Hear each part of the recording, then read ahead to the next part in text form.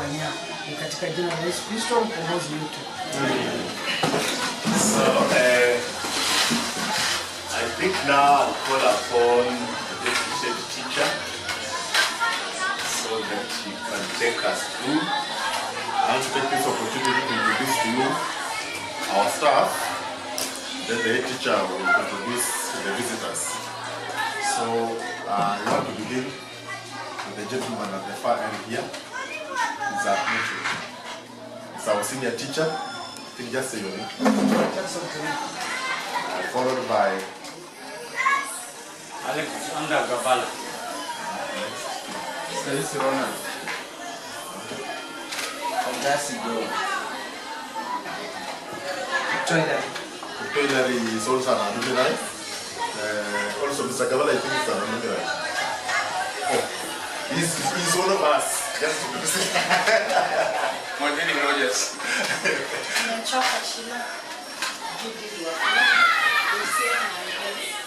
That one will hold on for this. Midwife Nicholas, the teacher. At this moment, I want the teacher to let us know who you people are. Yes. The teacher, Mr. Diego. And teacher, Dave. Other people, teachers, good morning. So I think not taking much time. First of all, right, and mostly on the academic committee. So it's wise for you to be here because whatever we are going to do today is just much of academics. Modini Rogers, deputy teacher of Penny Primary.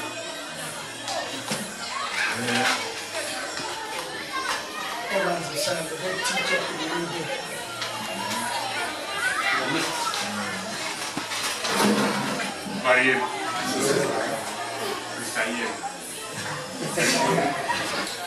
So I think I'll now call upon our chief guest to now come and tell us the people in this group. How are you? Hi. My name is Kigame Kisia. I used to be a student here. And before I just invite my colleagues to introduce themselves, I didn't come alone, or we didn't come alone, as you can see. I will do introductions also for people who are not associated with Kamimei Primary School. These are journalists who is doing the coverage right now. It's called Anthony Kayombe. He's behind the camera. And then this is my business colleague. I would like him to do self-introduction. So that he's also a teacher by profession and also a business person. So, and thank you, Mr. Kigame. Bwana head teacher, marafiki wenzangu pamoja na BOM members wa Kamimei Primary School pamoja na walimu ambao wanafunza hapa. Hamjambo tena. It's a pleasure being here. Bwana Kigame aliponieleza kuhusu siku hii, niliona ni kama ni siku muhimu sana, nami nikaona lazima nitaandamana naye kwa sababu hawa jamaa ambao wako pale nje ni watu ambao wanaenda kupatikana katika nchi yetu ya Kenya mahali popote pale. As you can see, these are faces who are moving all over the country. Same to the children who are there. They are also to be all over in the Republic working in different fields, and we are supposed to mentor them so that at the end of the day we get the quality out of them, kwa sababu tunajenga nchi kupitia sehemu tofauti. Otherwise, it's a pleasure being here. Nimefurahishwa sana na ninaamini kwamba our coming here is going to put something in the minds of the children and make them work even harder in their academic life. Thank you so much. I'm called Benson Libesi. Thank you. thank you so much. So I will request my colleagues to introduce themselves. You introduce yourself with the year you finished, or you left Kamimei, and anything else you'd like to say about yourself. So I'll start from Eric. Head teacher, Mr. Mahini, and head teachers of the house, teachers, and my colleagues, friends, and all the brothers. I'm Jambo. First of all, I'm so humbled and so privileged to be part and parcel of what is happening today. When the idea was shared to me, I received it so gladly and said I must be here. My name is Edson Mudave. I was here last 2005. And yeah, I'm happy to be back and to be part and parcel of the development. Head teacher Mr. Muhindi, former teacher Mr. Ego, all other teachers, my colleagues, good morning.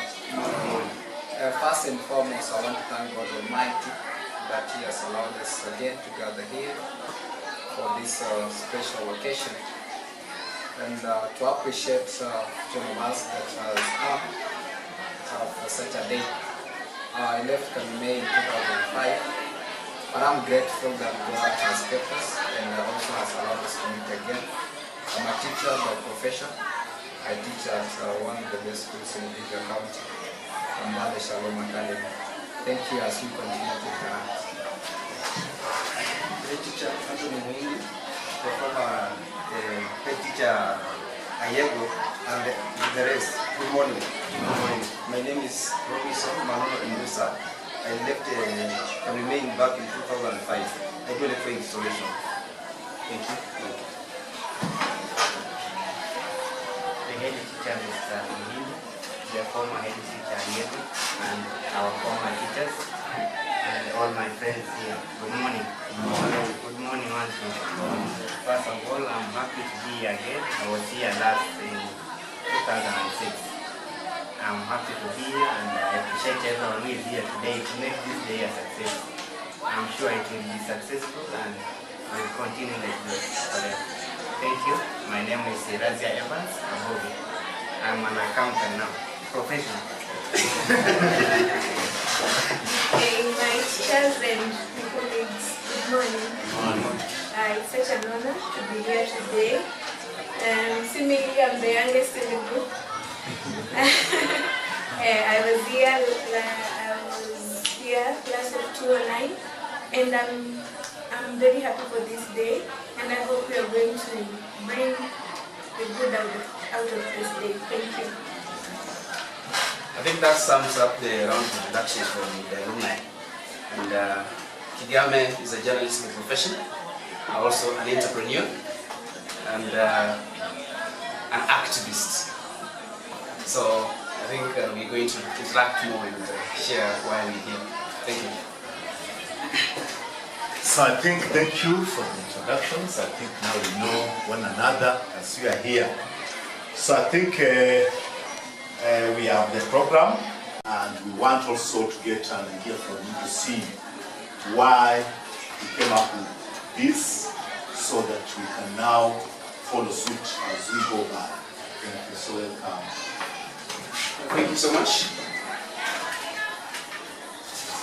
I had a very deep reflection on what Kamimei Primary is, what it entails, and the kind of people it produces.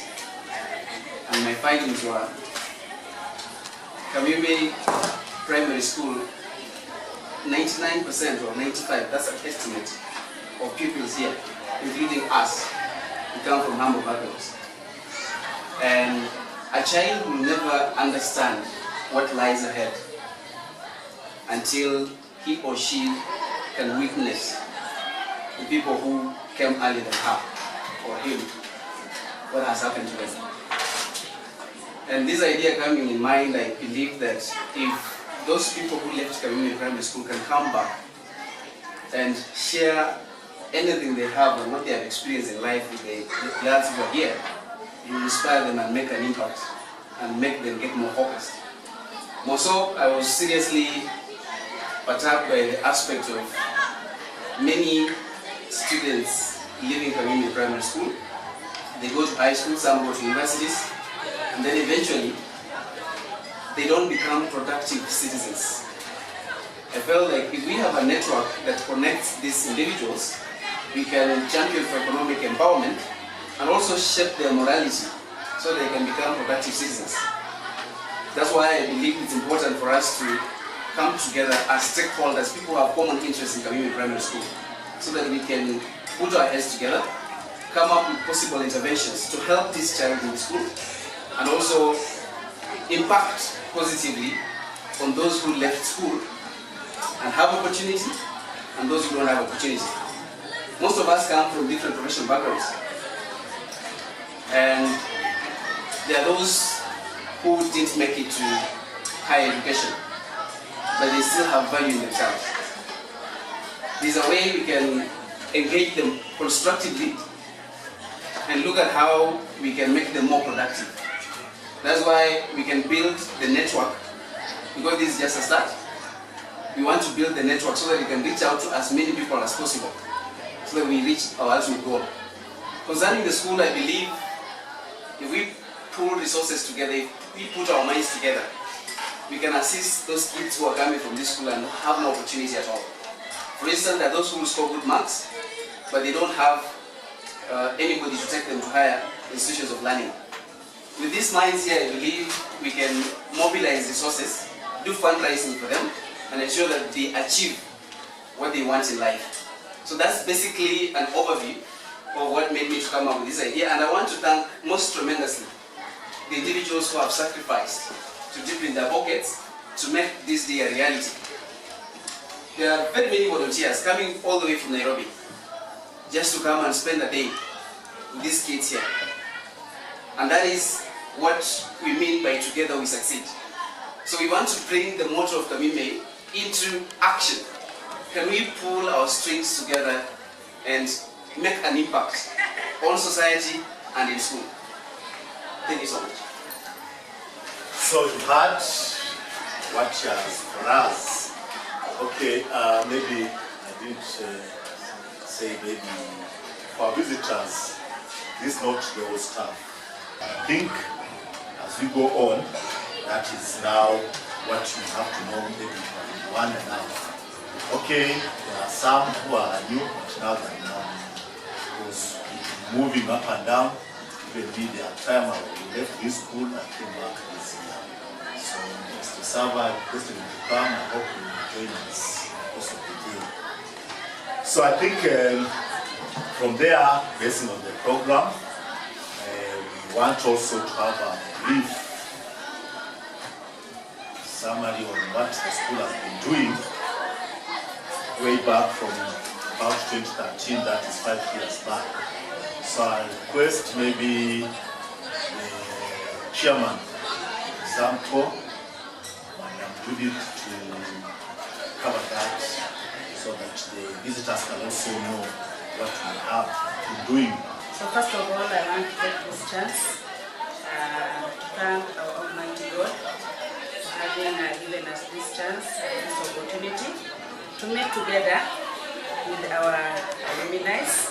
We thank you very much for organizing this day to be the way it is.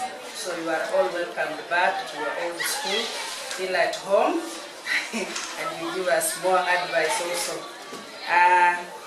So we have here the KCP research analysis from the year 2013 to last year. So in the year 2013, we had an entry of 96 candidates, and that year they had a mean score of 262.02. Then the best score that year was 355. Then we had candidates who scored 350 and above. There were 3 candidates. Then 300 to 349, we had 15 candidates. Then 250 to 299, we had 39 candidates. So that year, we had 67 pupils scoring 250 and above. Then we had the best boy, Frango Littleton, who got 355 marks. Then best girl was Anzemo Harriet, scoring 300 253 marks. In the year 2014, we had 83 candidates, and the mean score rose to 264.07. The best mark was 389. Then 350 and above, there were 5 candidates. 300 to 349, there were 12 candidates. 250 to 299, there were 32 candidates. So we had 49 candidates scoring 250 and above. The best boy was Munyasia Emmanuel with 369, and the best girl was Imali Elvila with 389 marks. In the year 2015, we had 77 candidates, and the mean score was 246.26. The best mark that year was 386. 350 and above, there were 3 candidates. 300 to 349, 4 candidates. 250 to 299, 25 candidates. So we had 34 candidates that year scoring 250 and above. Best boy, Amhanda Dennis with 386 marks. Best girl, Shiringa Lorette with 286 marks. The year 2016, we had 88 candidates. The mean score was 234.45. Best mark that year was 354.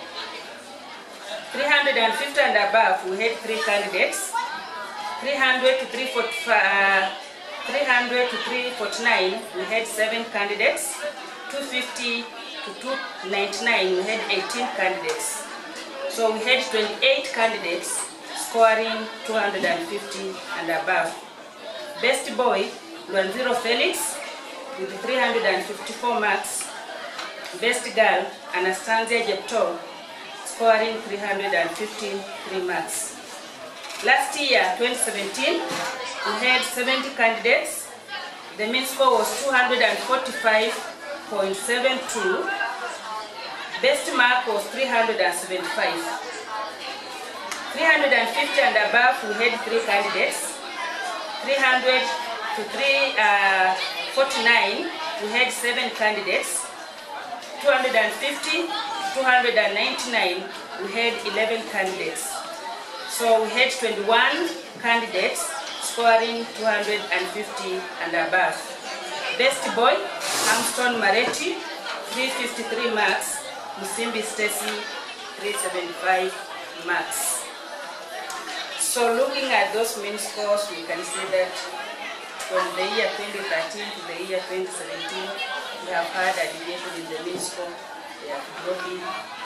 But this year, comparing this year and last year, the school improved with around 10 marks. So we hope this year we have 90 candidates, and we have a hope that this year we are going to do much better. We are now started climbing the ladder again. So we hope this year we are hoping for better results. Curricular activities. Now we have been having problem with the ball games, but this year, the side of ball games, recently the school bought us some balls, so I think by next year, because the school has been doing badly because of balls, but I hope by next year, the school will have to improve the side of ball games, since we have now the net, volleyball balls, we have the netball ball, we have the football ball, which was bought around 1 month ago, and we are going to start practicing so that we see by next year we are moving ahead, or we are getting the school name forward in the terms of games. With athletics, it hasn't been so bad because last year we got people who went up to sub-county. This time, I mean, we had some few people who went up to sub-county. Now to the side of ball games, we had a boy who proceeded up to also the sub-county, which happened 2 weeks ago. And it was because we didn't practice, we had no balls. So we hope by next year, because we are going to start directly as from next week, practicing for the next year's events. Otherwise, that's what I had. Now the academic parties now. So I think the chairman is there. Very happy for this day and for this move. It has just happened today because I believe and I feel this move is actually aiming at uplifting the academic corner of this school in which I am in charge of. So I'm very proud of you visitors and the move you've just made, and I think if you expand this move, I think this school will just change dramatically. The way you've just heard, actually the schools seem to decline in very many fields. We've heard from games, we've heard from the exam corner. It seems it is declining in a way. And I think we've got a number of challenges the school is facing, which could be contributing towards what we are seeing. And maybe just to highlight a few or to touch a few, the way I've seen in my own observation, we have a problem, especially with our community.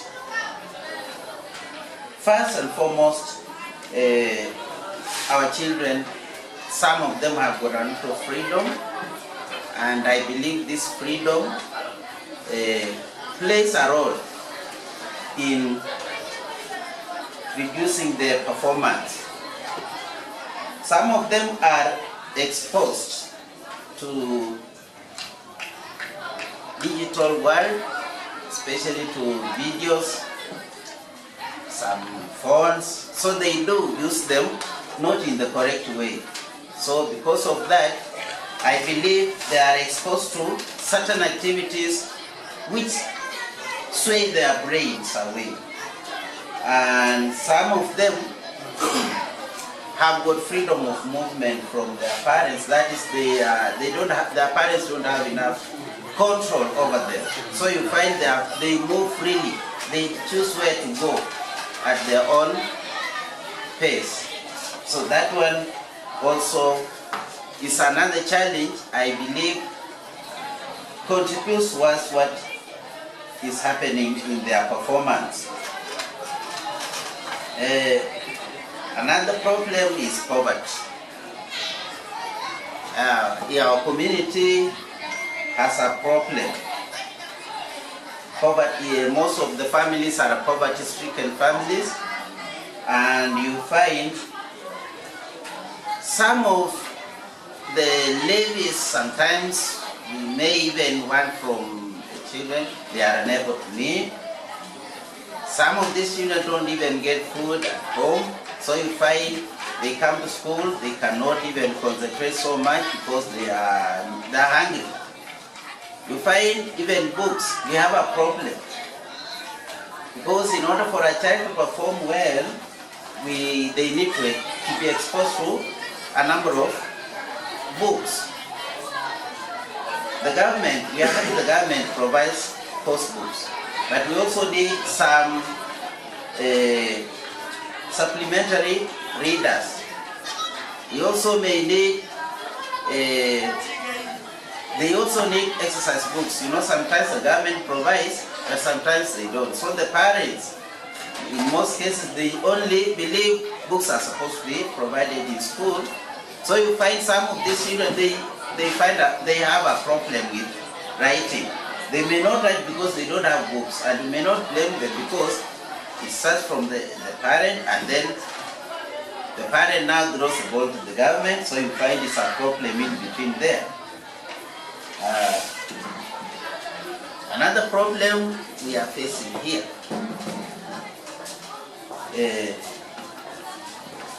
is lack of vision among our pupils. Most of them just come to school because they have been told to come to school. They don't have any vision. So they are not focused. So you find we are almost pushing them. They have not had their inner push to make themselves to learn. So you find even when we are around with them, we are forcing them even to do maybe some preps. If you don't, then they don't. So, but if they had a vision in life, I believe they could have done better than what we are seeing. Another challenge we have from these children is absenteeism. Most of our children are chronic absentees. So you find, you may teach a section today, some are away in the bushes. They come only when they feel like, especially in this lower end, you find we have a problem. At the end of the year, they come to sit for their exam. Even the candidates we have, some of them, they are really giving us a hard time. They only come when they feel like, especially when it was introduced that children should not be given corporal punishment. So you find they take that advantage. They only disappear. They come when they feel like coming back to school. So that one plays another role. Sometimes you find most of those results, when you study those results, you find those who pulled the results down, most of them never attended classes well. Because some were away. Although some of the challenges come from home. Because some of them, when you study, they have challenges with food and such like. So you find, although we may be blaming them, but on their side, it is also there a problem which originates from their own families. Another problem we are having is lack of time for studies. Lack of time for studies. You find now that this school is a day school. So you find most of our children, when they live here, they don't go beyond what the teacher taught them. They only rely solely on the teacher. Now, sometimes we may want them to do preps in school. You find that prep may only be done if the teacher is present in class. If the teacher is not in class, they don't. In fact, they switch off and they do other activities. So you find, maybe when you compare to schools where children stay there up to night times, could be, they may be having enough time, even enough exposure to learning materials. And like these ones, some of them when they're at home, in fact they are trying to do manual work than maybe learning work, academic work. So you find it becomes another challenge. Some of them are used to do, they are used by their parents to go and work so that they may earn a living at home. And you find sometimes you cannot avoid it because there is a problem at home.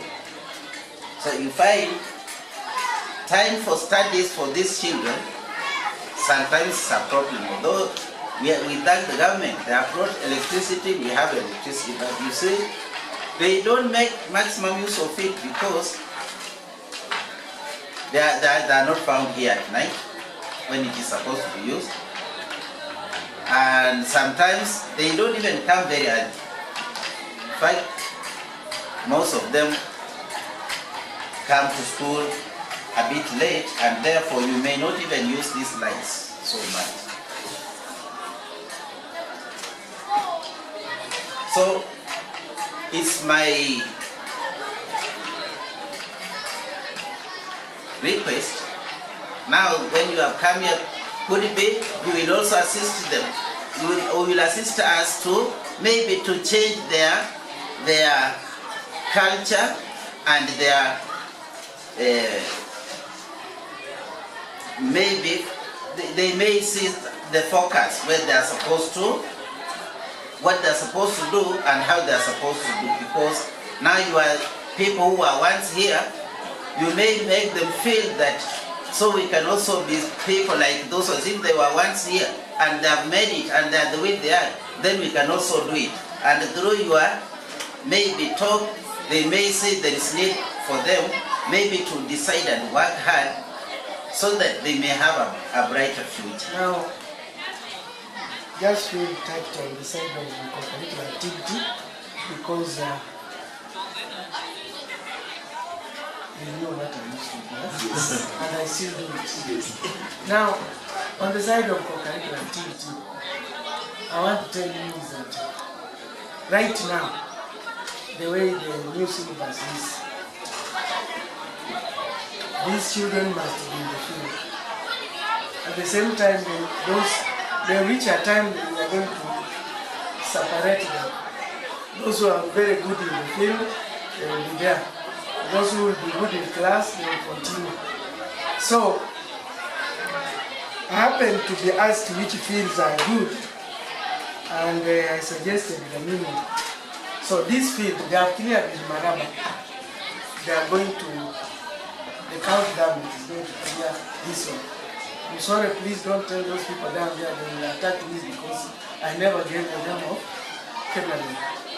But now, this field, they are just going to make it to be a better field. But what I know is that there are a lot of improvements needed. So, as our eyes, if you work well, this field needs a lot of equipment. For example, we need adults. And those adults is only Mosoriot teacher training college that has them. I think you know the adults I'm talking of. We also need all those like javelin, shot put, discus, and they are good. So, on the side of ball games, we need all those, the field after them clearing, then they will go. So, it will be our part to play now to start putting in other equipment. On the side of our community, being in our place for 18 years is not a job. So, the problem is that because it's talking, they were there. They are still there. The problem right now is that we have a problem. The problem is our parents have been taught a lot of things. Even these people have been taught a lot of things. Even the parents know them. You can say the children rights, and that thing is really messing us. You see, when a child stays at home, you have to follow a lot of channels, and the child is losing. At the same time, you as a teacher, you are not performing what you wanted. So, at the same time, There is a lot of gambling in the community. You have a thing called the roto. It's really finishing us. Then also drugs among our children. So the best thing is for you, you've started, you make a day. When you come, it's not just one day and you go. You people need to be here. Talk to the community. You need to talk to the parents, community, even the children. Because when you look at it, is that drugs, failures are always needs more supporters. You people who are trying to succeed, you need supporters. Now, but now you are far. Failures in life are many, and they are really pulling our children. There is a problem right now that has arisen. The problem is that we only talk of the girl child. We don't talk of our boy child. The boys are really in problems. Our boys are being sodomized, and then nobody talks about it. But when a man rapes our girls there, that's when everybody will know it. So it is for you to come, meet our boys, our girls, talk to them so that they can understand the problem of these drugs. What will come out after taking those drugs? The gambling. Even you people are betting. See, people are betting. These pupils are also betting. No, money that is nearer, you don't think of the future. Pesa zenye zimeiva ndio wanataka. Hawataki zile za hapo mbeleni. So, those two areas are really eating us. So please, if our community needs a lot of teaching. A lot of teaching. Parents, children, and even those people who are trying to mess with them. If they learn, they will be in a better place. Otherwise, I'll talk about as we continue. Thank you. Yes, I think you've heard from him. Maybe just confirm what he has said about the field here. Yesterday we happened to have our deputy governor, who was accompanied by the CEO in charge of youth in the county, Mr. Nelson Digaga. So he confirmed that come the next financial year, which is starting from July, the field will now be constructed well.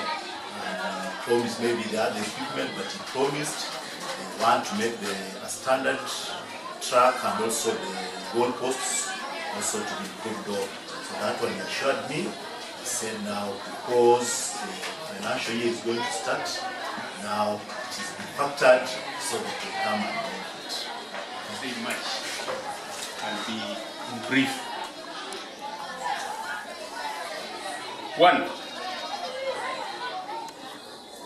you cannot compromise when it comes to performance. If you want to compromise, then you'll have to talk of a lot of problems all the time.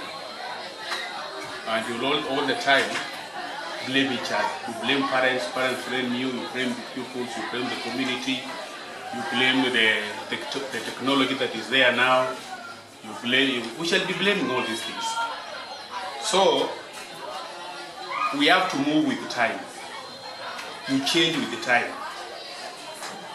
But if we stick to where we were, and the world is moving, we remain behind, we shall always have problems. We know there are very many things that have come up compared to those days when these young men and ladies were here. Many things have changed. You know, when you want to perform those days, you have to perform anyway. But now, you find that they are saying no corporal punishment. What I mean by that is that you change with the time, when they bring a challenge, also try to find a way of hiyo challenge isionekane na maneno isonge. Kwa mfano, this issue of children not doing well, you have talked of children are now doing their own things, they don't want to be in class because they know that there is no punishment. The only thing what I'll say as a piece of advice is discipline. Just one word, discipline. Without discipline, immorality will take 90% of someone's routine. Immorality. And therefore the minds will change. They will divert into other things and not education. So without discipline, kama there are very many walimu nyinyi mnajua. Wakisema hakuna kiboko, you employ other methods. And the things go on. Kitu kingine, lete wazazi pamoja so that you move together. Educate them, sensitize them on all these matters. In fact, this is the time we should be having meetings, parents' meetings, even thrice a term, for the purpose of academics.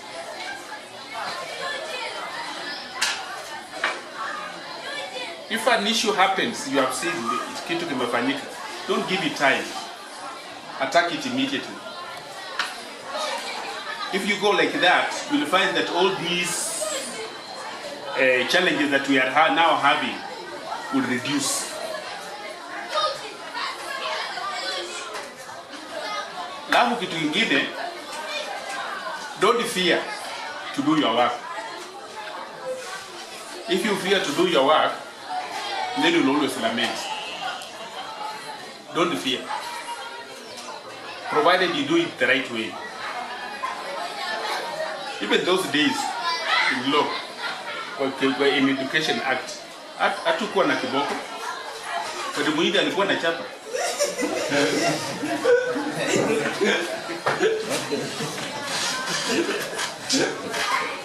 Sasa nyinyi mmekuwa na uoga, alafu tena you don't change. Amulete maneno mingi how to punish these children.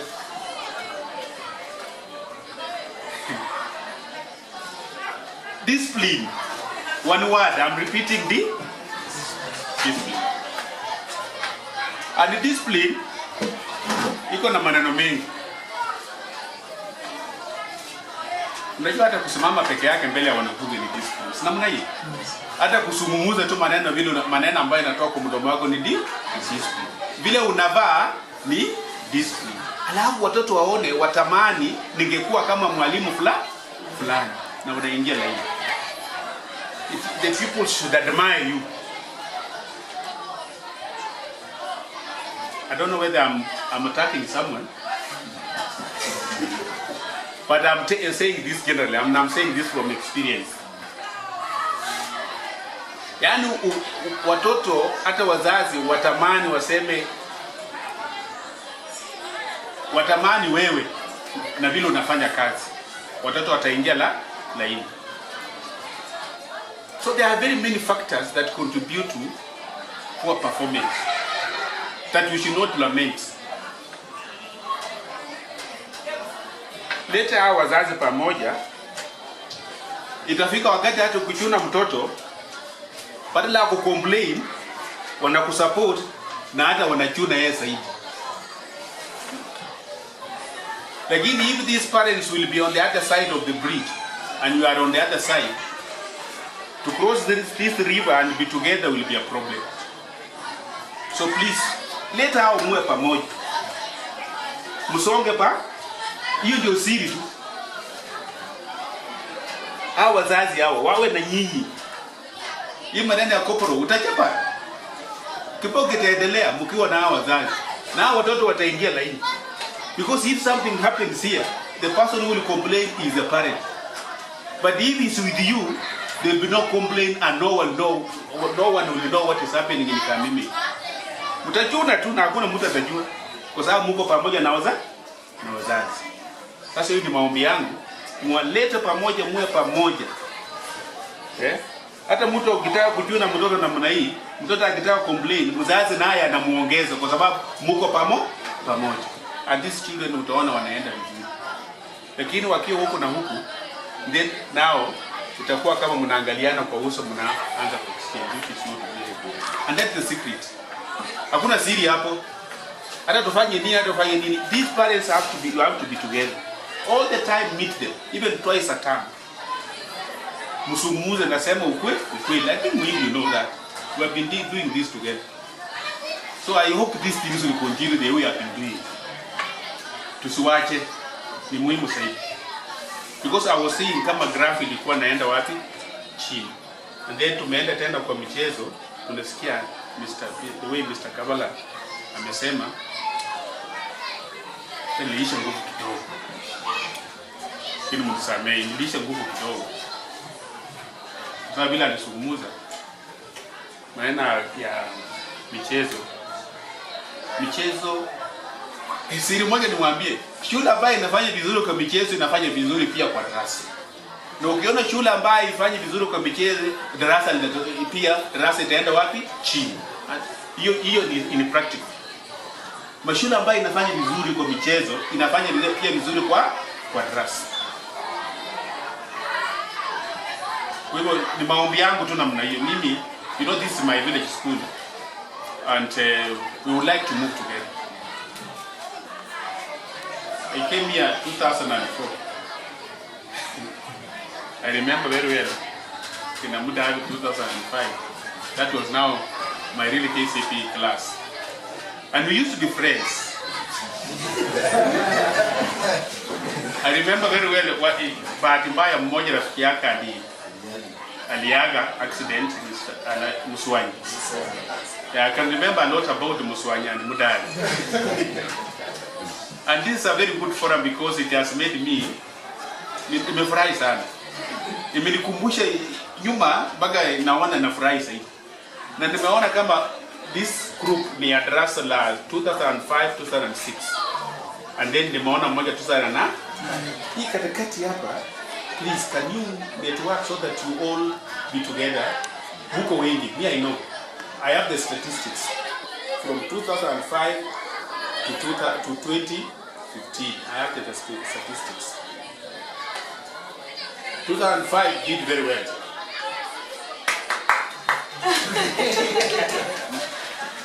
Remember kukumbuka na kificho wanaenda chikoni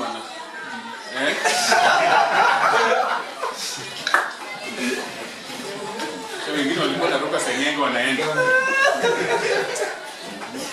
Nakumbuka wengine people like Omara. They thought that by doing this, I want to kuwa disciplined, but I'm happy they are what they are. Osando, were you here? Yeah.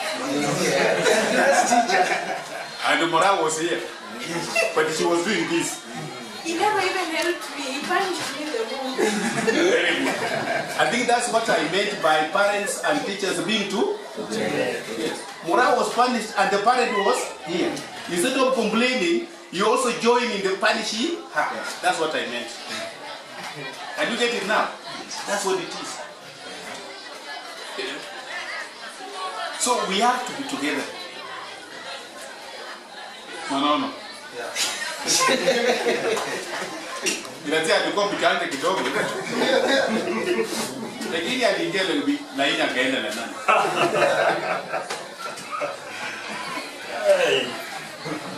Ndio kitu mzuri tusinge.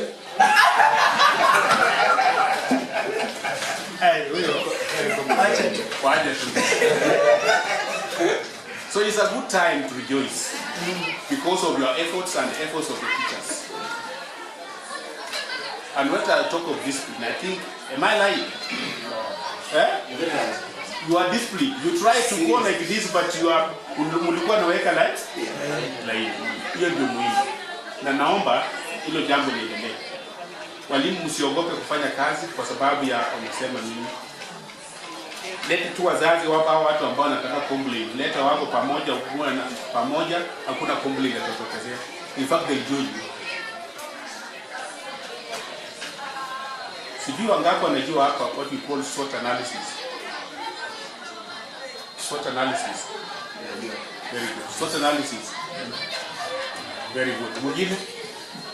Very good. Tumia SWOT analysis to succeed. In whatever you do, SWOT means what? Strengths. And then weaknesses. And then opportunities. And then threats. Those call challenges, what and so, those are what you SWOT. So if you employ SWOT analysis, hakuna shida, you use the opportunities to counter the what? The threats. And you use your strengths kupambana pia na threats na hiyo vitu vingine. So if you identify the strength, you identify the strengths you have, and then you identify the opportunities you have, you identify the weaknesses, utakuwa na shida. So I think walimu, let us also employ SWOT analysis. Utakuwa na shida. How to manage these people? Very simple. In fact, when I compare threats and opportunities, you have more opportunities and strengths than even threats and weaknesses. You have more. So you have got muna nguvu kuliko weaknesses. So the only thing I'll say is that better in your wallet. Muongeze wale wanafunzi ambao walitoka hapa. There are very many. In fact 2008 ni wengi sana. I know very well. 2006 5 walikuwa wengi. Wengi sana walikuwa 5 and 8. Then 7 wakawa wachache kidogo. 9 wakawa wengi 10 hapo. Then 6 wakawa wachache. I know. So let you network, you bring them together and help this school. Mmefanya kitu kizuri sana. I think it's a long time since we met. And we used to be friends, eh? We had another one, your cousin, the tall one. But I'm happy we are now the same table. Kwa hivyo, tuweke bidii, involve the whole community. Just involve it. Ita kila wakati, sungumuza hii maneno, na mnachuna polepole na mnasungumuza, mnachuna polepole na watoto wanaingia laini. In fact hapa center tunaona mengi, especially wakati wa World Cup. Iko maneno mengi na saa hii hakuna shida. Hata ukiwa na radio na ina tune na NTV utaona nini World Cup. So I don't see why people should go to clubs, people should go to other places to watch World Cup. That is I think wanatumia kufunika vitu vingine. So we have to just sungumuza na watoto, muwe nao karibu, muwe wa marafiki wa wazazi, muhimu. Suara. All the time parents they used to come, isn't it? Yes. They used to come all the time, twice a term. There was a purpose for it, and that's why the results were the way they were. So that trend should continue. I was also, because most of the time you could pick me as a selector, and I said, now I select and I leave my own, I now hide one day. So that's what made me to take that charge up. Although some county was there just as a substitute, he never participated. But previously we've been going places with other people. So thank you very much. I remember meeting some of them in Nairobi at night, very late, for some hours, discussing about this, that what should we do about where we came from, what should we do about our roots. So we are trying to imagine what we went through with them back then in 2005, and it was paramount that we come together as former students, as former teachers, as a community, and think about our school. I'm happy it has come to reality. It's fruitful. So thank you very much for doing this. And all who have also assembled for this gathering, I'm proud of you. Mr. Yego, Mr. Ruamba, Mr. Osando. I'm grateful for what you did for this group. And for all the members of the school, the current members, I'm proud of what you are doing. Regardless of the challenges, I hope you will find a way to overcome them or circumvent them and do something good for the community. Because what we are talking of nowadays is sustainability for our children, for our Mother Nature, for our lives. We take good care of the environment, it will be there for ages. We misuse it, we won't live long. We take good care of the education systems for children.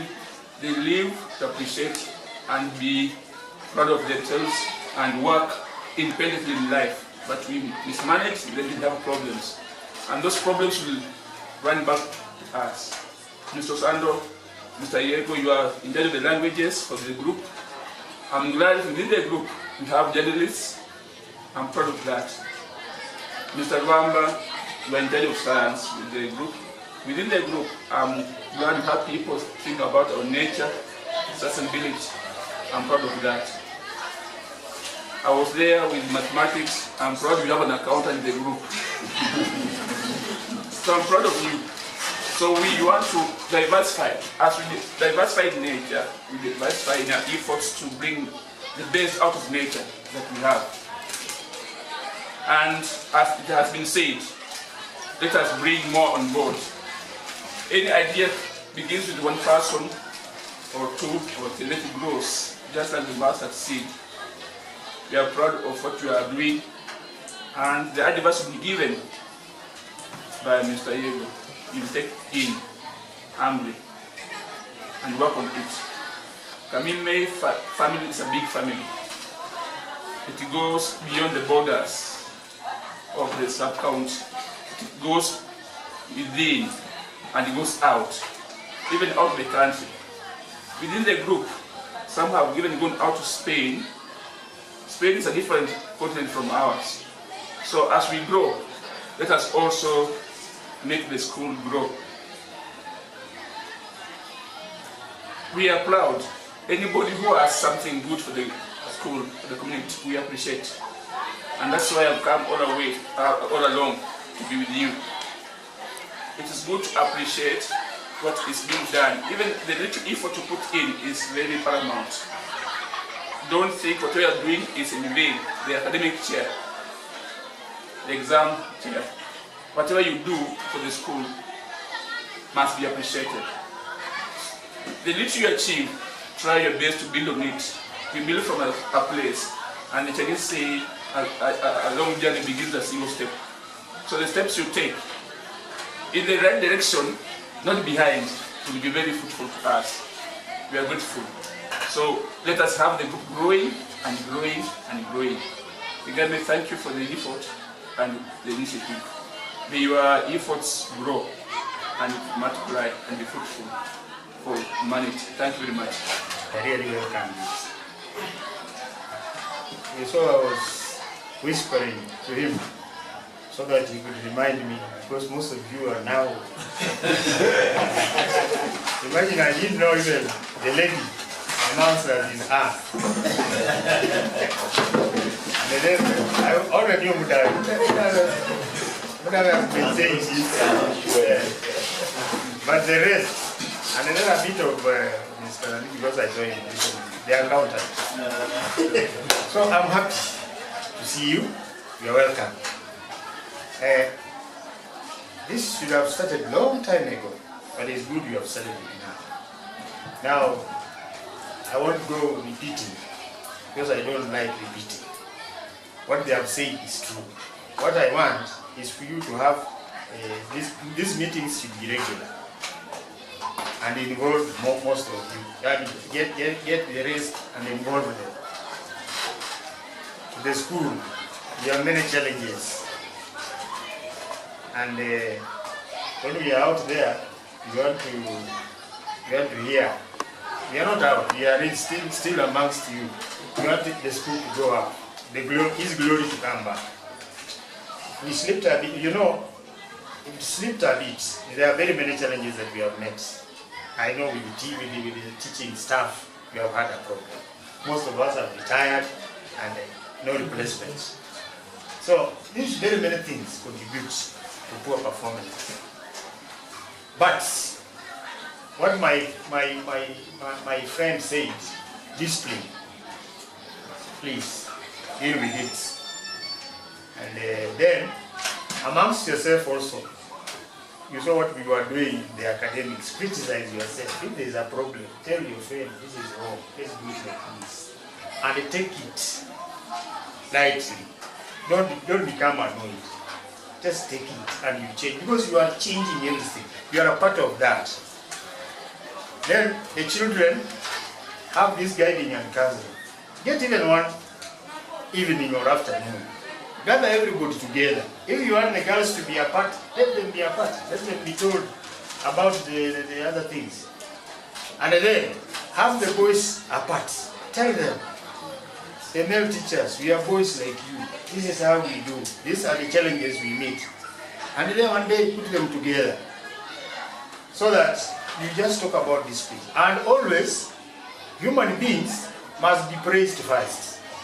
Don't just go and say you are very and you criticize them.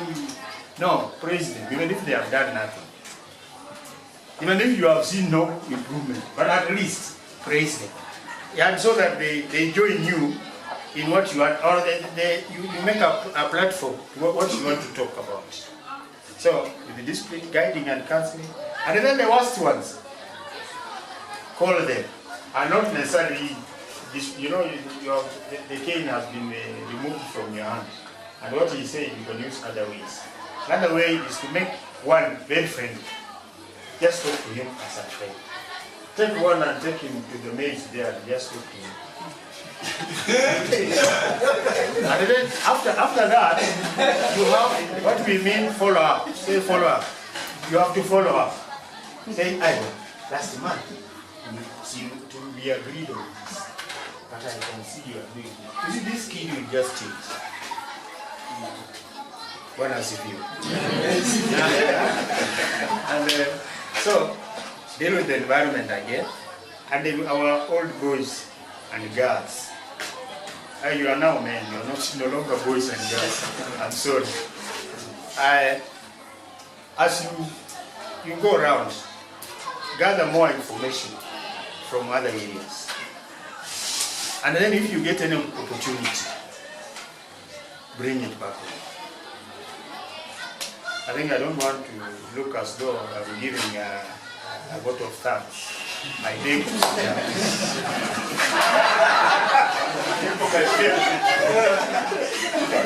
To get that passport. So he told me if you get the passport, Mozambique will come. So I'm still waiting. Jen also, because when you can talk of discipline, these are the people. One time they went to hide their ritual. Oh no, Simono.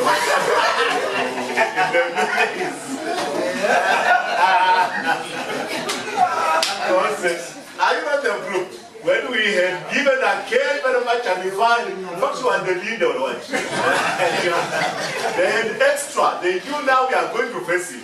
Because now they came with the extra things on top of them. They say, girls, go back in the maze. That's a good thing. So, and they did well. So I think it's good. Welcome here. It's good. You see now you're being compared by other people. We meet, but it's just high and we pass. Nobody can know that we've been very close like that. So, Karibu again. I think it's good if you got this group, because most of these people are away, but I think of join them. You are now the person representing the people around, isn't it? So thank you, teachers who have spoken. I think also, because what we are doing here, we are talking, it is going to be of a great use or a great improvement to our school. Thank you. Now, before the alumni, welcome my friends. Just 1 minute to share your thoughts. Alright, thank you Bwana Kamimei for this opportunity again. Nadhani mengi yamesemwa sana, hata wewe ingawa nikose na kusema, lakini siwezi kosa. Mahali ambapo kuna masomo huwezi kosa na kusema. Nimefurahishwa na former head teacher ambaye alikuwa hapa, mazungumzo yake yamenishika sana. And I've learned a lot from him. And he talked of something that whenever you face a challenge that seems to be a threat, look at the opportunities that you have so that you may counter that challenge. Then it turns into a positive thing that can be able to support you so that you achieve whatever you want. It's a very important message that I would wish everybody who is here to take it strongly. Sisi ambao ni walimu na sisi ambao si walimu, mahali popote tulipo we face challenges. And if you use the opportunities that you have to counter your challenges, you will realize you are able to move to better heights than wherever you are. Thank you, sir, for that good information, and I want to believe we will be able to implement that and see to it that we excel in whatever we are doing. Mimi mwenyewe ni mwalimu vile vile pia. Ninafunza kule Vihiga County, sehemu ya Oyani Primary, kama unaelekea Kisumu, just before Kigoi Secondary School. Na nilipokuwa nazungumza na mwalimu mkuu, ameniambia sehemu hizo anazijua zote, ametembea huko. Hata shule yenyewe aliniambia mahali iko tu. Nilipomwambia Boyana ananiuliza hapa kwa barabara. I said it's wonderful. Kwa hivyo mimi nasema kwamba kuna kitu kimoja ambacho lazima sote tujue. The community cannot give light to the school. It is the school that gives light to the community. That one therefore means for us to be able to transform the community, then light has to emanate from here. All the programs that we have are geared towards developing the community so that we may be able to see light in the community. Light ambayo tunazungumzia ndio hii ambayo inaonekana hapa mbele. If the school cannot be strong in implementation of the policies that have been laid down, then the community will die. Hatuwezi pata hata daktari mmoja, hatuwezi pata hata journalist mmoja. Na tukisema tuzembee tu kwa sababu serikali imeleta vitisho, imesema hiki na hiki na hiki na hiki, then be sure what we are witnessing right now in the country, mara barabara zinajengwa zinabomoka within a short time, mara nyumba zinajengwa zina collapse, mara tunaenda kwa hospitali unasikia daktari ameshonea sijui sindano ndani ya mwili wa mtu. It's because of utepetevu wa kazi katika masomo, nothing else. So if we can make education to be strong so that the schools can give light to the community, mambo yatakuwa sawa na tutaona nchi inaendelea mbele vizuri zaidi. Mimi nitafurahia nikienda kwa hospitali nipate services ambazo ni nzuri because I'm being worked on by a qualified doctor. How can a doctor leave a syringe inside the body of a person after operation? It's unrealistic. How can an engineer construct a story building mahali ambapo mchanga huwezi sustain hiyo? You see, that is a poor and unqualified engineering work that has been employed on such a task. Na hiyo inatokana na masomo. Kwa hivyo bwana head teacher, sisi tumekuja hapa kuja kuhimiza. Mimi mwenyewe serikali imesema tuingie kwa shule saa 2.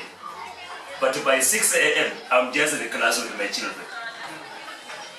Day school, kitu ambacho nimeona kinanibit hapa ni population. Candidates hapa ni 90 this year. Kule kwangu niko na 30. Hiyo ndio imenibit. Lakini katika kutia bidii kwa maisha lazima tujikaze. We look at every opportunity that we have so that we build on it. The way the head teacher said, the former head teacher, bringing all stakeholders on board and always have frequent meetings, it helps a lot. Before I started the initiative of going to school at 6 a.m., I called them on board, class 8 parents. Kawauliza, mimi naona watu wetu wako chini sana, what can we do? Is it possible for us to come here by 6 a.m.? Can you escort this children to come? They all said, yes, we'll do it. Na mimi mwenyewe nikaamka. It happens. Ninafunza sayansi kule ambapo niko. I also have some small material in my laptop. Mwalimu ambaye anafunza sayansi, I can be able to offer you some materials through your flash. Kama uko nayo, nitakupa. Hawa watoto ni wetu. Tutakutana nao Eldoret kwa hospital. Tutakutana nao kule kwa county government yetu ya Vihiga. Wako pale kama officers. They need to serve the country. Thank you so much. God bless you. You also forgot saying that he was at one time the best science teacher in Vihiga County. Yeah, Vihiga County. For two consecutive years. Yeah, hata ile ambayo kwa naodara nafunza ndani hawakuwa wananiona. The station Shalom, I was a threat actually. in science matters. Kwa hivyo udaktari na kila kitu, hiyo mambo inatokana na sayansi ambayo tunaona hapa, engineering and what have you, mathematics combined with the physics and whatever, inaleta hawa watu kule juu. Tunaona mambo mazuri kama haya. Thank you so much for this as well. Amen. Now, before there's something I want to say. We are on camera, so when we want to pass, then we'll pass behind the camera so that you can see. So, kindly, do you have anything to say? Yes. This is again, na wasalimu tena mchangoni. Tutachanganya Kiswahili na Kiingereza kwa sababu alifunza Kiingereza, alifunza Kiswahili. Ningekuwa naweza kuongea CRE, science, mathematics, I will still do it because I'm happy to be here today. Kwanza nawashukuru sana kwa wakati wenu kufika. It takes such kujitolea, kule kujitolea kama mzazi, kule kujitolea kama mwalimu, kule kujitolea kama mwanafunzi na watu kama hawa. Sisi tumetoka Nairobi, mimi hata siku na nafasi ya kukuja. I was joking with Irazia and Kigame that I had to resurrect my dead grandmother and to make her die again so that we happen. I hope now that you can tell. Yeah. So there are a few things that vimeongelewa hapa about performance. If we want our school to perform, if we want our pupils to perform, lazima to put our efforts together. Teachers, parents, and wanafunzi wenyewe. Mkiongea na wazazi ninyi peke yenu bila kushirikisha wanafunzi hawatapita.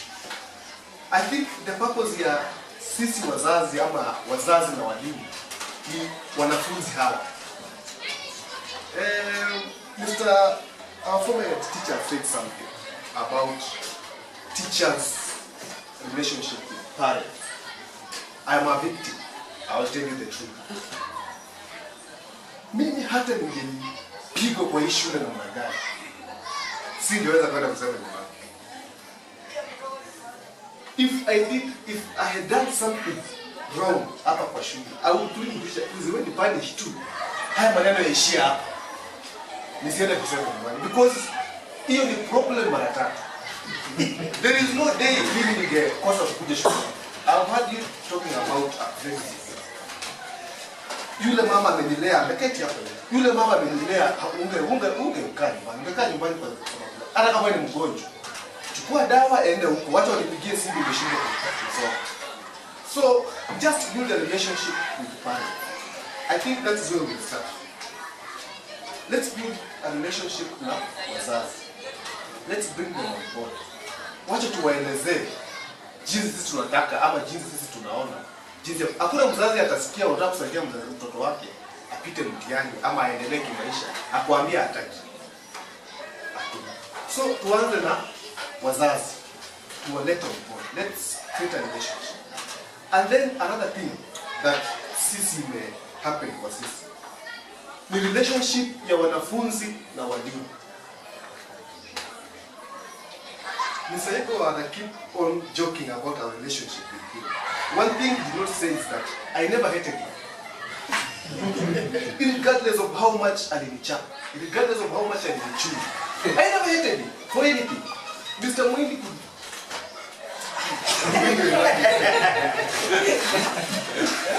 you can imagine coming in in the morning, composition. That's the first thing we have now. And you are starting with a composition, you are so bad in tenses. And that's the first thing you are starting in the morning.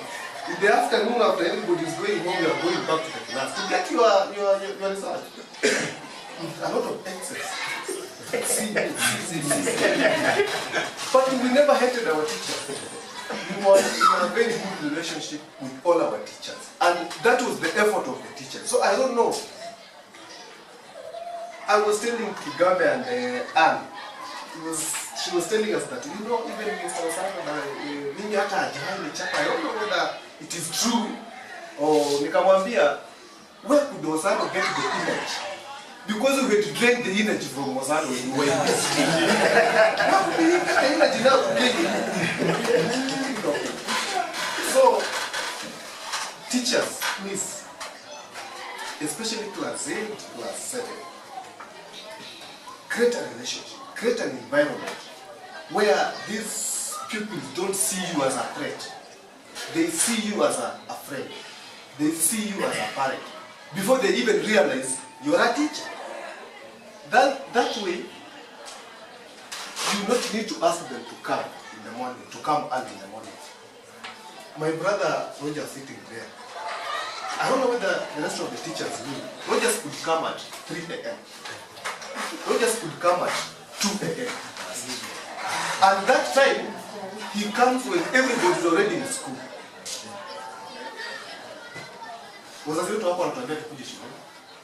It was our own initiative. With the good relationship we had with the teachers. We could come. We could come on hata hawa wasichana nasema wasichana. Juu sasa hivi tutasema tu, siwezi kupanda kutoka gani shuleni ya. Sasa hivi mapema sana ni usiku. You have those negative minds. But we used to come and the ladies were here. Hawa wasichana walikuwa wanakuja.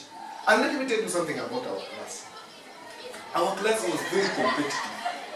But before even you could compete with the Kamimei, before even you could compete with these other schools, we had a competition in our class that even if you miss a class, you feel like you missed the whole world. Just a mindset.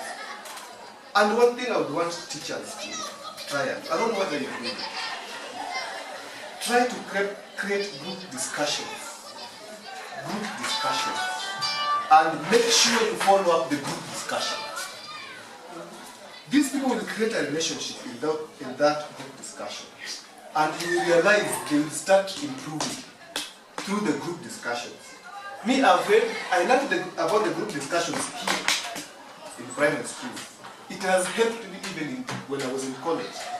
We used to have a group discussion where you could not miss to come to school. Whether there was a lecture or there was not a lecture, on Sunday and holidays, you were in school, in college. People could come. I was not living in school, but I was living just around. But you could come back to school. Even others could board matatus to come to school for the group discussion. And from the group discussion, my group was number 1. All of us got credit. And you know how hard it is to get a credit. We got credit because of the group discussion. And we did not choose the people we want in the group discussion. We announced it in the class that we are creating a group discussion. If you are willing to come, join us. There was this lady that joined the group discussion. She was very poor. She was a lot of referrals. But at the end of our final exam, she got a credit. And we were very proud of that. So group discussions really help. Create a relationship with the students. Let them see you as a parent. Let them see you as a friend. Create good relationship with the parent. Bring them on board. And the way Mr. Ayako said, I'm sure even if you punish them, when you're in agreement with the parents, nothing will happen. And that will help to improve our schools. And to my colleagues, I'm very happy about these people. We just shared it amongst ourselves. And we say, even if I'm bringing nothing, even if I'm going to do nothing, I will not miss just to share a word with the students, the pupils, to share a word with the teachers, to share a word with the parents, and here. And that's why you see it. Robias amefika saa hii asubuhi. He had to come because of this. So we are here. We will be here. This is just the beginning. We will go back to the drawing board after this and find out the most amicable way or the most suitable way that we can chip in as the alumni and plus the teachers and plus the parents, just to see our pupils perform. That is why we are here. To see them perform, to bring Kamimei Primary School to what Kamimei Primary School was. That is why we are here. So for those few remarks. Thank you very much. Good afternoon. Good afternoon. Mtakuwa mchache wa kauli. Kila ambacho ningependa kusema kwamba mambo mengi ambayo tumeyanena mahali hapa, lakini ningependa nikatilia mkazo kauli chache. Kumbuka kwamba mimi ni mwalimu wa hisabati, na nikikumbuka nilikotoka na nilipo sasa, ni ile bidii ambayo walimu hawa walitia, na tulipokuwa na ule uhusiano wa karibu sana ilitusaidia. And today I want to tell you that why the school I'm teaching we are performing. It is because we've come up with so many strategies, and the strategies have proved to work. That's why would you have a class and the last pupil has a mark of 351 and you have a means of almost 400? What are you doing that is different from other people? And you see, the way the speakers who have spoken earlier have said, when you get you make a good rapport with the pupils, make a good rapport with the parents, then it will help you a great deal. And you see, when it comes to pupils who are not performing, we have that one-on-one with the learner, and we have pupils who don't do whatever we expect them to do. What do? We always involve the parent. You see, why is your child not performing? And you see, there are those who never do your work, but then what are you doing? At times you may just ignore, but you don't do that. What you need to do, involve the parent always. And you see, there are some pupils who are always scanning.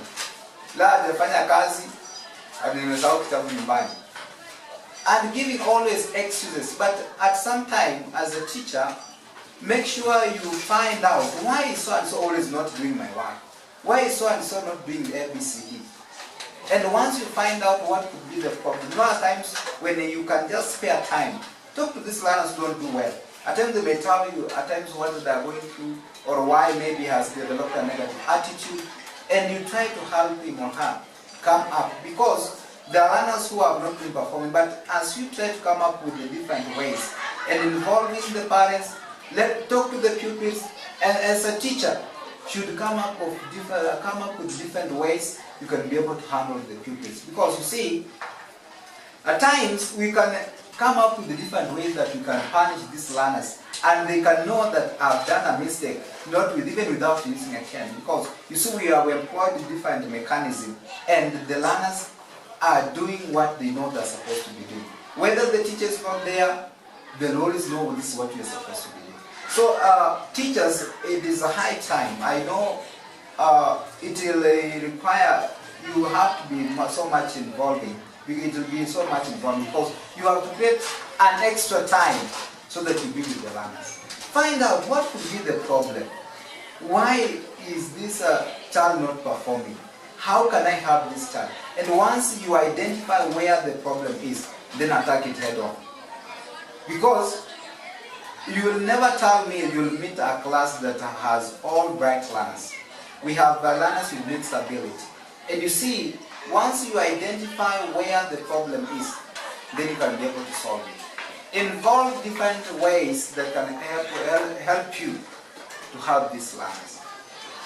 And you see, as teachers, we have a major role to play. We can be able to change the mind of the learners. We can be able to change the mind of the parents. And once we do that, then I want to believe that all is possible. Involve those people who are getting high marks. Why are they getting high mean scores? Why are they doing ABCD? And once we do that, I want to believe that everything is possible. And that's why I'm very much willing to let you know what are we doing at our school, and that we may not be doing that is making us get the marks we are getting, because at times we get learners from different backgrounds, but then we try to bring them on board. And you see, at the end of it all, we ensure that out of this learner we get something. And you see, mathematics is in fact, in the school I'm thinking, is a booster subject.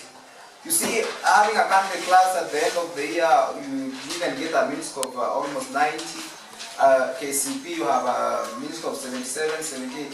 meaning that almost everybody has got an A.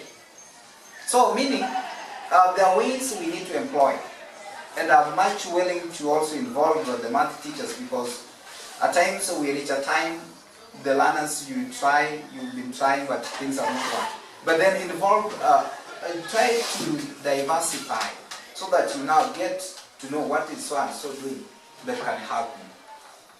Sawa. So kwa hivyo kila ninasema ni ya kwamba wacha tukatilie mkazo yale ambayo tunazungumza mahali hapa, ili ya kwamba yatusaidie.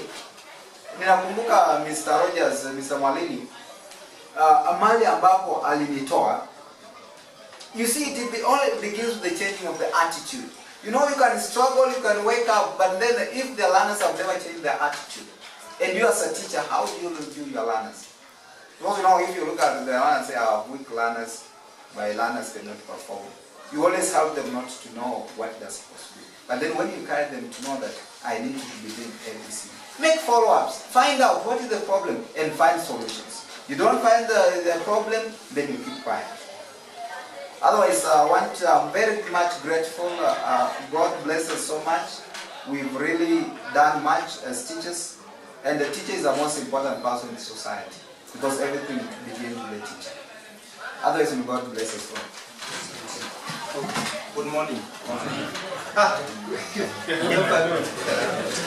Mimi sina mengi ya kusema, naweza rudia tu ile yenye mzangu amesema plus walimu.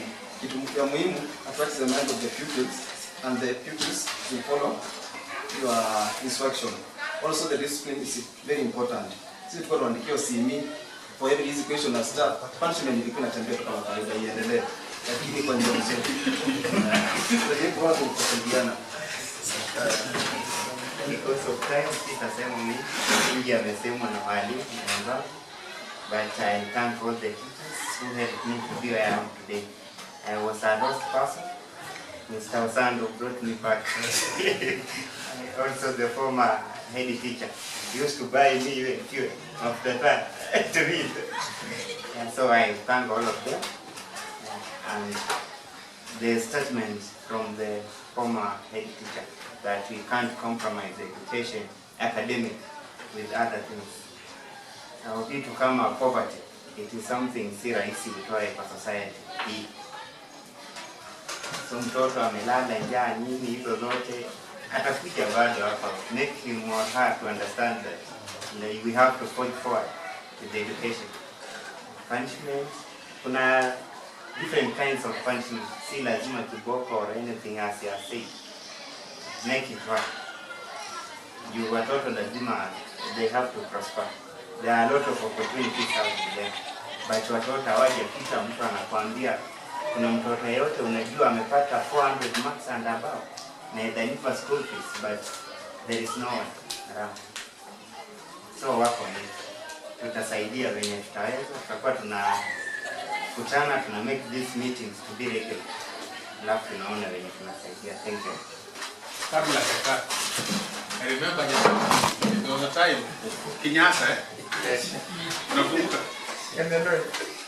Yeah.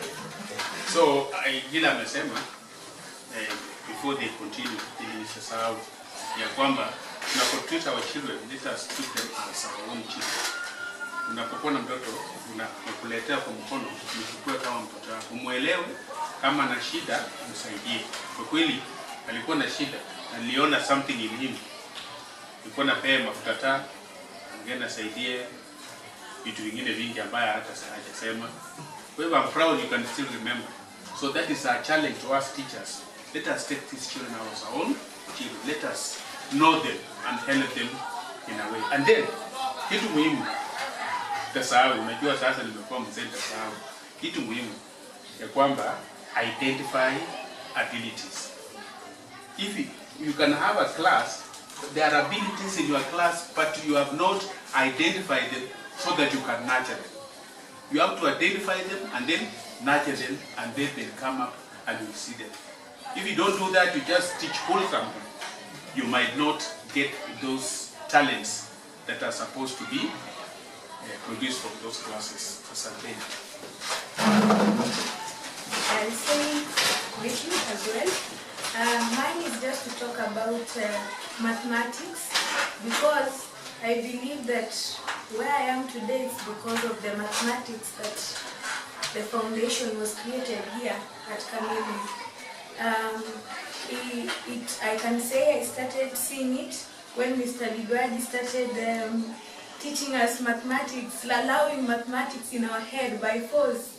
You see, he would come to class with canes and we could say the mathematical table off head, and that was not something easy for us who had believed that mathematics couldn't, as ladies we couldn't do mathematics.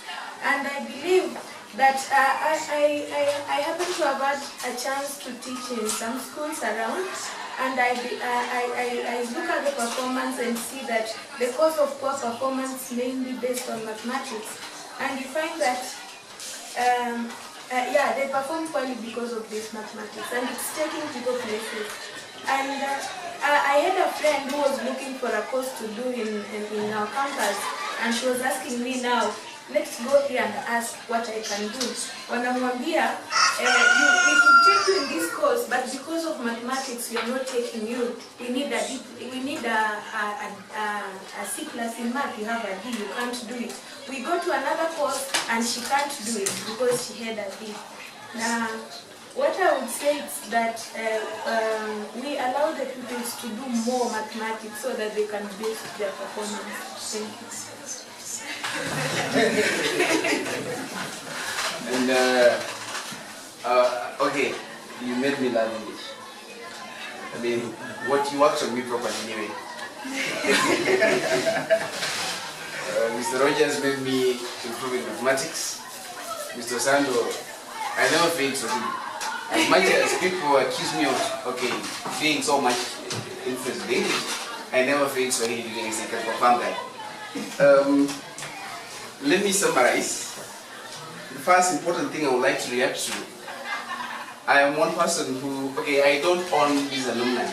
I just instigated the idea. So I'm one man who wants everyone on board. And I would say we have a WhatsApp group that has more than 30 members, those who've been able to join. But these are the only ones who sacrificed money in their pocket to spend for account from different parts of the country to be here. So I know with time they will understand the true picture of what we wanted, then they will join. We want everyone to come on board. We will eventually register it into a legal entity, and then with all the elections, whoever will be the chairman will now steer the alumni to the next level in constant engagement with the school. There are things that I will retreat as alumni to make a decision, and then I communicate, but there are those that I can do that in individual capacity. I want to give an offer here that is subject to the invitation of the head teacher. I work with some professionals who do teacher support program and student or stroke pupil support program that imparts practical skills of learning and alternative method of teaching. So if the head teacher can organize a day, probably on a Saturday, where teachers can be trained, I will spend my own money to bring in the trainer. All we will need is where we can do a projection, and then the trainer comes and do that. We will now reflect on these things that we are talking about, the ability, strength of pupils, and identifying weak and strong pupils, and how teachers can approach such situations. I'm not an expert in that, but we have professionals who will do that. So it's upon the head teacher to welcome that idea. More so, I would like to say that when we retreat as an alumni, because we hold various meetings. Some meetings will be in Nairobi. Others, if possible, we shall bring them here. Because there are many people who also sent apologies and prefer this would be pushed to the end of the year, but we felt it's important for us to start. I will propose the following. I will propose that, success begins with the kind of environment that you're in. So we can just start a beautification program in the school, just to make the school beautiful, with nice quotes being displayed everywhere in the school, just to create an inspiration to students. Then more so, in areas of co-curricular and academics, we can also request the school to give us a budget of what is necessary. And then we embark on fundraising and mobilizing resources to come up with a way we can help, like buying balls for the pitch. Because we also need to develop talent. Not everyone is good in academics. So those are some of the things that we are going to resolve as an alumni. and then see how best do we bring others on board and make them a reality. Otherwise, I'm time conscious. I know we've really wasted a lot of time.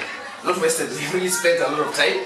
So I wouldn't want to go the advice way or give the actions pertaining to what we discussed, but I would love to just comment whatever my colleagues and former teachers have presented and the advice they have given.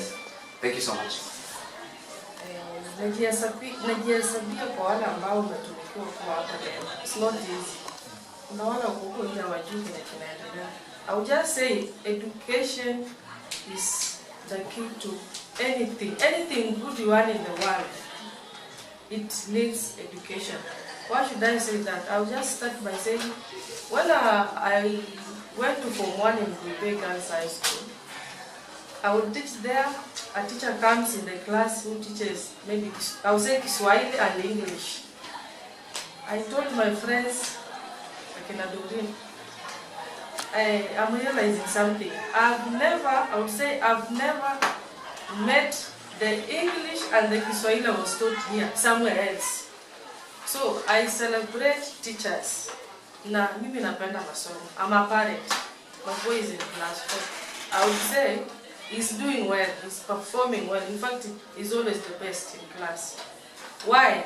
When I sit down with him, sometimes I use K. Kulazimisha kifanyike vile kitafanyika, niona na perform. Kwa nini niseme hivyo? As Mr. Muhindi said earlier, sisi tulikuwa tunapigwa. Lakini kitu na find sahihi tofauti ningesema kwa parents ama kwa wanafunzi kila hicho. Mtoto akipewa discipline shuleni si kwamba amekuwa hated. Ni vitu zingine zinalazimika lazima zieleweke na zifanyike. Kuna wakati nilikuwa pale center na nikapatana na kitu strange ambaye nilisumbua. You find mtoto shuleni mwanafunzi amepewa discipline ya kiboko tu ambaye hajauawa. Unakuta mwalimu, mzazi anajaribu kungangana na mwalimu kwamba amekosea mtoto. Huyo mtoto hata haikuwa mtu siku nyingine. Hiyo ninaweza kuambia parents.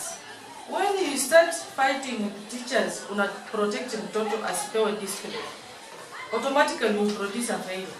Kwa sababu watu wenye mimi ninaweza kukaa chini saa hizi na nione ni watu engineer, degree holders, ni watu wenye walikubali kuchapwa na wakaelewa kwamba tunafundishwa na wakacooperate. You know, I'm just regretting vile niko. I will just say that.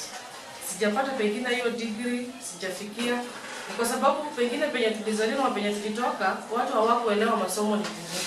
So wangeacha tu hata wewe mwenyewe useme siendi mahali fulani na umeachiliwa. Lakini I celebrate these teachers kwa sababu one thing nimenotice, as mnaambiwa mimi ni one of the students ambao ni wale wa nyuma pale. Kitu moja nimeelewa, when you are somewhere, you never also produce failures. Kwa sababu utakuwa unaelewa masomo ina maana gani. Kwa hivyo utangangana na watoto wako. Ukijaribu kuwaongelesha, ukiinstill discipline kwamba masomo ni mzuri na watakuwa watu. So mimi kile ningesema tu leo kwamba nimefurahia kuwa hapa na nimefurahia pia kupata mafundisho. Yale ambayo nikikaa chini na watoto wangu ama mtoto wangu nitamwambia fanya hivi. Kwa sababu pia mimi nimesikia kineno. I'll just say I celebrate teachers. Mengine tutaendelea kusema. That was down in composition, but he came out of that. And I learned also, that was one boy, when division was there, we would take papers, people make noise, we would come and say, oh, Bwana, they are making noise. You cannot concentrate, so you go back there. So please, I liked the way you did, you put people on toes, and I think thereafter, that's the time we started this staying in school. But I think that was experience that. They were boarding here last minute. I was also telling them the last day, Mara anointed me prayer day. Because when I came in the morning, I was the class teacher, found there were chaos the previous night. Mora led by Mora and who? The girl was the other girl from not long as this one from Madam Budambula. Sheila. Then the boy was Boga. When Mr. Kitawa left in the evening, because we would leave here very late.